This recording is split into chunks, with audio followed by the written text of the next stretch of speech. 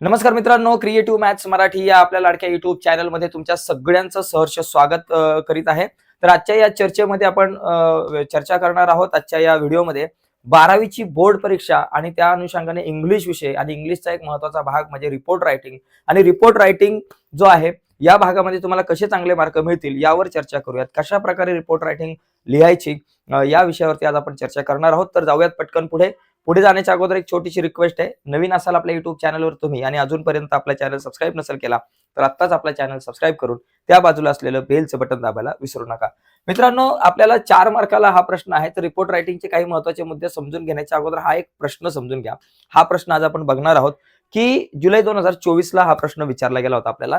Imagine your college recently organise a program on personality development as a student in charge. समजा तुम्ही student in charge आहात.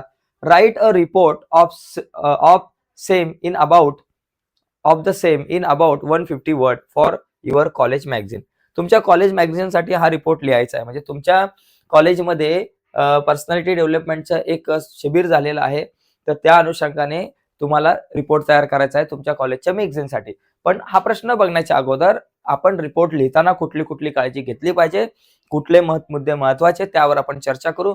म्हणजे हा प्रश्न नाही तर कुठलाही प्रश्न आला तरी तुम्हाला रिपोर्ट लिहिता आला पाहिजे. याच्यामधला पहिला मुद्दा काय, तुमच्या महाविद्यालयात बघा, रिपोर्ट रायटिंग मध्ये जर तुम्ही विचार केला तर तुमच्या महाविद्यालयात किंवा इतर कोठेही घडलेल्या एखाद्या ऍक्टिव्हिटी किंवा घटनेबद्दल तुम्हाला अहवाल किंवा रिपोर्ट तयार करण्यास किंवा लिहिण्यास सांगितलं जाईल.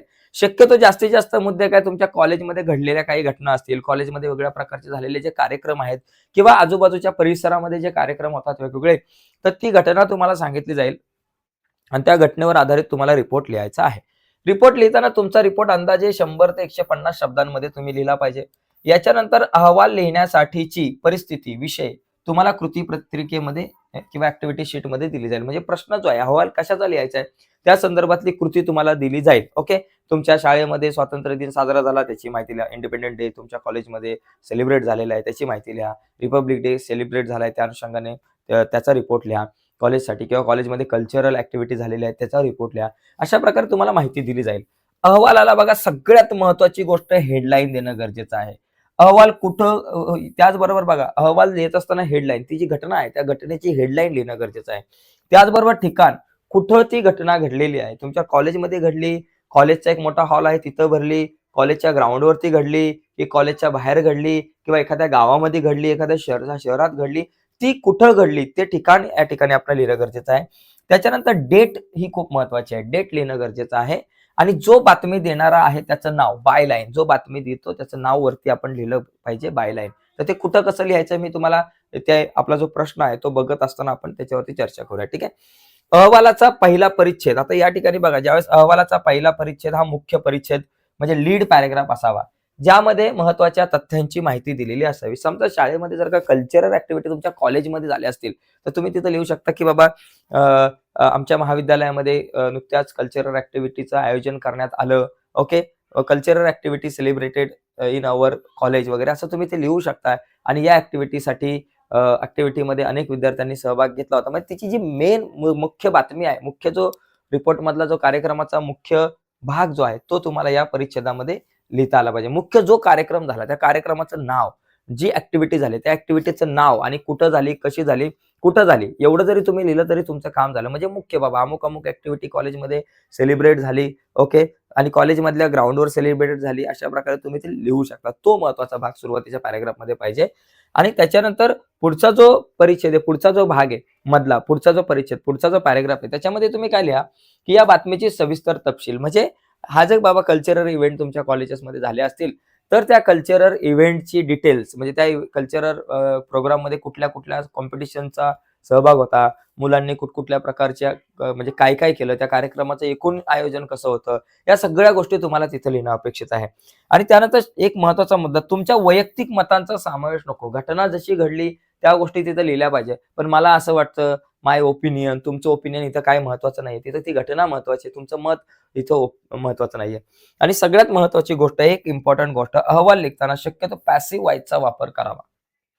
पॅसिव्ह व्हॉइसचा वापर या ठिकाणी आपल्याला करायचा आहे. तर आता ह्या सगळे मुद्दे जे आहेत ना, यांचा स्क्रीनशॉट पण तुम्ही घेऊ शकता. मी बाजूला झालोय. आता आपण एक क्वेश्चन बघूयात.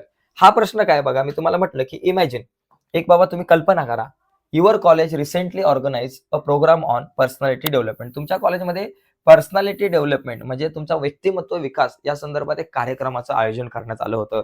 ॲज अ स्टुडंट इन्चार्ज, म्हणजे समजा स्टुडंट इन्चार्ज म्हणून तुम्हाला आता इथे एक बातमी तयार करायची, रिपोर्ट तयार करायचा आहे. Right a report of the same in about 150 word for your college. Okay. तर इथं इथं मग तुम्ही पहिला लिहू शकता बाबा, पहिली तुम्ही हेडिंग लिहा, personality development program organize. Okay, organize personality 2 days personality इथे लिहू शकता 2 डेज पर्सनॅलिटी डेव्हलपमेंट प्रोग्राम, असं तुम्ही हेडिंग लिहिलं समजा 2 days personality development. Okay, development personality development program. Okay, लिहिलं, झालं, संपला विषय. एवढं हेडिंग दिलं, मस्त छानपैकी हेडिंग दिलं. त्याच्यानंतर इथं तुम्ही लिहा बाय, कोणाकडून ही बातमी गेलेली आहे, बाय बाबा लक्ष्मण म्हात्रे किंवा महेंद्र घारे, बाय महेंद्र घारे. ओके, घारे कोण आहे बाबा, हा स्टुडंट इन्चार्ज लिहून टाका, झाला विषय संपला. म्हणजे सगळ्यात पहिली गोष्ट म्हणजे हेडिंग लिहा. त्या हेडिंग मध्ये जो मुख्य विषय झालाय पर्सनॅलिटी डेव्हलपमेंट प्रोग्राम, बाबा 2 डेज पर्सनॅलिटी डेव्हलपमेंट प्रोग्राम. त्याच्यानंतर इथे लिहा बाय बाबा महेंद्र घारे स्टुडंट रिप्रेझेंटेटिव्ह, संपला विषय. त्याच्यानंतर इथं तुम्ही लिहा बाबा तुमच्या इथे लिहा बाबा, कुठं झाला बाबा, पुणे. इथं बाबा लिहा जरा, पुण्यामध्ये झाला असेल तर पुणे, तुमचं कॉलेज कुठलं बाबा, पुणे, कॉमा द्या. आणि जानेवारी समजा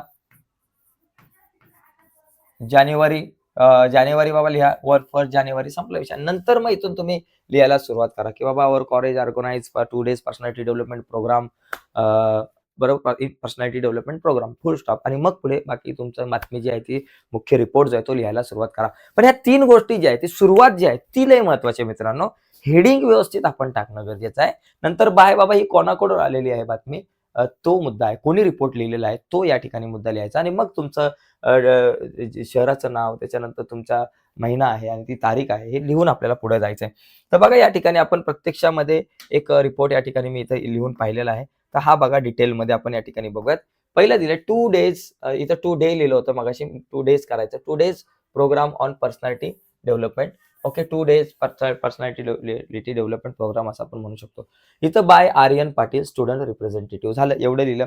या 2 गोष्टी. आणि तिसरं बाबा पुणे जानेवारी 20 जानेवारीची ही घटना आहे. ओके, आता याच्यामध्ये तुम्ही लिहू शकता की our college recently organise a 2 day program 2 day programme on personality development. बघा सगळ्यात पहिली गोष्ट, हे जे वाक्य आहे, आता समजा बऱ्याचदा आहे ना कॉलेजचेच कार्यक्रम असतात बरं का, तर या ठिकाणी हे वाक्य बघा लक्षात घ्या, एक रिकामी जागा तुम्हाला बघायची, 2 डे, बघा our college recently organise 2 day programme on personality development. बरं, our college recently organise a 2 days personality programme development programme, किंवा त्याच्याऐवजी a cultural programme, a health camp, जे काही असेल ते तुम्ही या ठिकाणी लिहू शकताय. म्हणजे इथे तुम्हाला पहिलं वाक्य इथून तुम्ही सुरुवात करू शकताय. कॉलेजमध्ये कुठलाही कार्यक्रम झाला असेल तर ही सुरुवातीला हे वाक्य तुमचं येऊ द्याच की अवर कॉलेज रिसेंटली ऑर्गनाइज, प्रत्येक रिपोर्टमध्ये येऊ शकतं हे. कॉलेजमध्ये जे काही गोष्टी तुमच्या होतील त्या प्रत्येक गोष्टीमध्ये, प्रत्येक घटनेमध्ये हे वाक्य तुम्ही जसं तसं लिहू शकता. म्हणजे सुरुवात होईल की बाबा our college recently organize XYZ program, संपला विषय. ओके, किंवा बाबा टीचर्स डे प्रोग्राम, ओके, असं लिहू शकता. पुढचा मुद्दा, किंवा our college recently organize 3 day sports campaign किंवा स्पोर्ट्स इव्हेंट सुद्धा म्हणू शकताय. तर स्पोर्ट डे किंवा नुसतंच ऑर्गनाइज स्पोर्ट डे सुद्धा या ठिकाणी होऊ शकते. Organize national mathematics day, organize Marathi day, किंवा ऑर्गनाइज किंवा इतर जे कुठले डे असतील, वुमेन्स डे वगैरे जे असेल ते या ठिकाणी होऊ शकतं. हा, पण जर तुमचे डे बघा, वुमेन्स डे आला किंवा तुमचा इंडिपेंडेंट डे आला, इतर जे काही दिवस येतील ना, मग तारखा ज्या आहे, समजा तुमचा इंडिपेंडेंट डे असेल तर मग इथं तुमची 15 जानेवारी तारीख असू शकते. ओके, जर तुमच्याकडे समजा तसा रिपब्लिक डे असेल तर मग त्या अनुषंगाने इथं तारखा आल्या पाहिजे. वुमेन्स डे सेलिब्रेट केला असं म्हटलं असेल तर 8 मार्चच्या जवळपासची तारीख असली पाहिजे. 8 मार्चच ती तारीख असली पाहिजे, कारण वुमेन्स डे त्या दिवशी असतो. त्यामुळे हे दिवसा पण हे पण लक्षात घ्या बरं का, कधी एखादी काय तुम्हाला दिलेला आहे कार्यक्रम कुठला ऑर्गनाइज करतो त्या अनुषंगाने डेट्स बदलत जातील. आता हा पर्सनॅलिटी डेव्हलपमेंटचा प्रोग्राम होता, त्याच्यामुळे इथे डेट्स कुठल्याही असू शकतात. तर पहिलं लक्षात आलं, our college recently organise a 2 days programme on personality development. बरं, द मेन गोल प्रत्येक कार्यक्रमाचं एक मेन गोल असतं. The main goal was to help student improve their communication skill, time management and confidence. म्हणजे विद्यार्थ्यांचं कम्युनिकेशन स्किल वाढावं बाबा. The main goal was to help. म्हणजे मेन गोल आमचा होता, मुख्य ध्येय काय होतं, हेल्प करणं. कशाला, की बाबा विद्यार्थ्यांची इम्प्रुव्हमेंट, कम्युनिकेशन इम्प्रुव्हमेंट, म्हणजे विद्यार्थ्यांची कम्युनिकेशन इम्प्रुव्हमेंट झाली पाहिजे, संवाद कौशल्य वाढलं पाहिजे, टाइम मॅनेजमेंट करता आली पाहिजे आणि कॉन्फिडन्स त्यांचा वाढला पाहिजे. याच्यासाठी हा कार्यक्रम जो आहे त्याचं आयोजन करण्यात आलं होतं. ओके. समजा एखाद्या याच्यामध्ये जर एन्व्हायरमेंट डे जर काय सेलिब्रेट झाला असेल, तर तुम्ही लिहू शकता की बाबा the main goal was improve the म्हणजे आपण त्याला म्हणू शकतो ना, मुलांचं पर्यावरणाप्रती त्यांच्यामध्ये positive improve the positive approach about environment. मग हिचं असं लिहू शकता तुम्ही, the main goal was improve positive attitude about environment. Okay, तसं तुम्ही लिहू शकता. म्हणजे जसं तुम्हाला या ठिकाणी, म्हणजे हे एक रिपोर्ट रायटिंगची तयारी अशी करा की त्याच आधारावरती याला पाठ असं करा की त्या आधारावरती मी बाकी इतर विषयांचे सुद्धा रिपोर्ट रायटिंग व्यवस्थित करू शकतो. पुढचा मुद्दा आहे बाबा, ड्युरिंग दिस 2 डेज. ओके, किंवा आणि तेव्हा एकच दिवसाचा असेल तर ड्युरिंग दिस प्रोग्राम या कार्यक्रमाच्या माध्यमातून ज्या ज्या ऍक्टिव्हिटी दिल्या ते तुम्ही लिहू शकता. बघा, during this 2 days many workshop were held. अनेक वर्कशॉप त्या ठिकाणी तिथं झाले. Students actively participated in group discussion, project and role plays. इथं student actively participated in all activities, in all programme, हे वाक्य सुद्धा तुमचं प्रत्येक कार्यक्रमासाठी येऊ शकतं. मी फक्त हा एकच रिपोर्ट नाही सांगत, या प्रकारचा कुठलाही रिपोर्ट आला तरी तुम्ही हे अशा प्रकारे वाक्यरचना करू शकता. मला माहिती आहे आपली मराठी माध्यमाची जी मुलं आहेत महाराष्ट्रातले, त्यांचा इंग्लिशचा प्रॉब्लेम आहे, पण तुम्ही असे छोटे छोटे सेंटेन्सेस तुम्ही करू शकता याच्याकडे बघून, याला कॉपी करून, की student actively participated in all activities. Okay, in all activities म्हणजे जर हा प्रोग्राम आहे, हेल्थ कॅम्प असेल तर student actively participated in health camp, student actively participated in environment day. तर असं सुद्धा एक वाक्य या ठिकाणी येऊ शकतं. तर प्रत्येक कार्यक्रमासाठी हे स्टुडंट ऍक्टिव्हली पार्टिसिपेट, जर शाळेतला कार्यक्रम असेल किंवा तुम्ही कार्यक्रम घेत असाल तर, जर गावातला जर कार्यक्रम असेल तर all peoples actively participate in this program असे तुम्ही लिहू शकता. तर ही वाक्य खूप इम्पॉर्टंट आहेत. पुढचा मुद्दा बघा या ठिकाणी, this activities made the learning process fun and easy to understand. बऱ्याचशा ऍक्टिव्हिटी बघा या ठिकाणी अशा प्रकारे होऊ शकतात. त्याच्यानंतर the highlight of the event was special speech by famous motivational speaker mister Sameer Deshmukh. मित्रांनो, कुठलाही कार्यक्रम असू द्या, बरेचसे कार्यक्रम 90% कार्यक्रमामध्ये कोणीतरी स्पीच देतो. हे वाक्य तुम्ही असंच्या असं कॉपी पेस्ट तुम्ही प्रत्येक रिपोर्टमध्ये करू शकताय. एन्व्हायरमेंट डे जरी झाला ना, स्पोर्ट डे झाला, एन्व्हायरमेंट डे झाला, किंवा बाबा तुमचा वुमेन्स डे झाला, तरी तुम्ही लिहू शकता. The highlight of the event was special speech by famous motivational speaker. नाव बदला ना मित्रांनो, नाव बदला. एखाद्या महिलेचं नाव टाका, महिलेचं नाव टाका. एखाद्या स्पोर्ट डेशी रिलेटेड असेल टाकू द्या, सचिन तेंडुलकर, म्हणजे टाका ना, काय होतं त्याला, म्हणजे किंवा अशा प्रकारे तुम्ही इथं लिहू शकता. म्हणजे हे वाक्य सुद्धा तुम्ही प्रत्येक रिपोर्टमध्ये लिहू शकताय. ओके, फक्त नाव बदलून. तर एक रिपोर्ट असा तयार करा, या रिपोर्टची तयारी, की या प्रकारचा कुठलाही रिपोर्ट आला तरी तुम्हाला लिहिता आलं पाहिजे. पुढचा मुद्दा या ठिकाणी आपण समजून घेऊयात. He shared great tips on building a strong personality using simple example and light humour. तर या ठिकाणी लक्षात घ्या, हे वाक्य जे आहे ते तुम्हाला ही share great tips about building a strong personality using simple example. सोप्या सोप्या भाषेमधून त्यांनी पर्सनॅलिटी डेव्हलपमेंटच्या संदर्भात काही टिप्स दिल्या. ओके, तर दुसरा कार्यक्रम असेल तर त्या अनुषंगाने बाबा त्यांनी काय काय ही शेअर्ड त्यांनी काय काय शेअर केलं. एन्व्हायरमेंट डे असेल तर important, he shared the important of environment day.